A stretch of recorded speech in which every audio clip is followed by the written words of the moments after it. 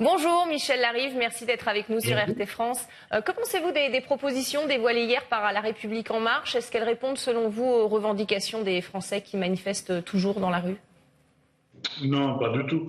Elles répondent, écoutez, ils ont fait une discussion entre eux, entre militants de la République En Marche, et ils ont décidé donc de promouvoir toute la politique à venir du gouvernement.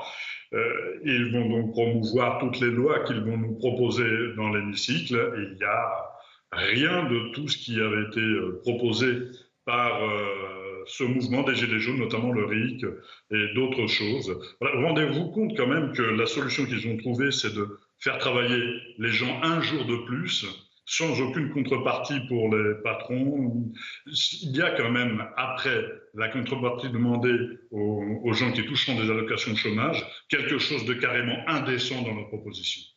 Oui, on le voit bien dans ces propositions. On demande aux Français de faire davantage d'efforts encore sur les impôts, rien sur l'allègement, en tout cas, des charges de l'État.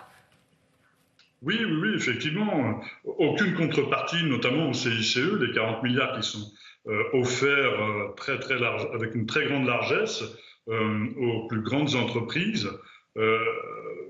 Rien sur le rétablissement de l'impôt sur la fortune. Non, je crois que M. Macron a décidé de poursuivre sa politique, mais nous ne sommes pas surpris. C'est ce qu'il avait annoncé au début du grand débat.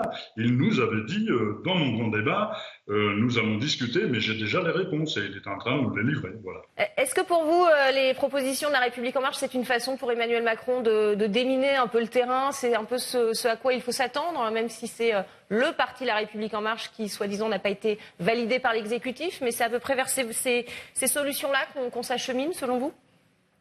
Oui, alors si je ne sais pas si l'idée c'est de déminer le terrain, mais pour l'instant, à mon avis, il est en train de le miner, le terrain. Parce que les Français vont bien comprendre qu'il n'y a aucune réponse cohérente à leurs revendications, notamment ceux qui sont dans la rue tous les samedis. Et je pense que plutôt de déminer, il est en train de le miner. Jean-Luc Mélenchon a répondu à Emmanuel Macron qui a publié une tribune sur l'Europe mardi dernier. Une tribune d'ailleurs qui n'a pas vraiment convaincu les Allemands. Qu'est-ce que vous en pensez ?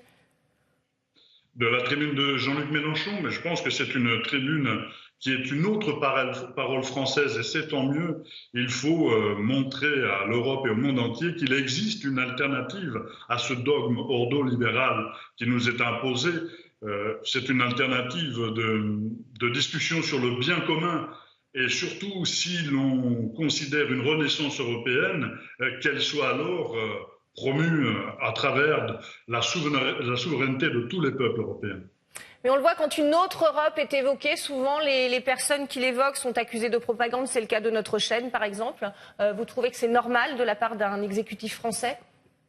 Non, ça n'est pas normal, mais ça fait partie de sa dérive autoritaire. Vous savez que cette loi fausse nouvelle qui vous a ciblé particulièrement, pour moi, est une aberration. C'est une loi liberticide. C'est le principe maintenant de ce gouvernement. Mais heureusement, Jean-Luc Mélenchon a exprimé une autre voix et la possibilité pour les Français de pouvoir suivre cette autre voix qui parlera du bien commun, qui parlera de solidarité, qui parlera effectivement d'écologie. Et voilà une proposition qui arrive enfin en contrepartie de ce dogme ordolibéral que promeut à chaque fois M. Macron. Merci beaucoup Michel Larive d'avoir répondu à nos questions sur RT France. Merci à vous.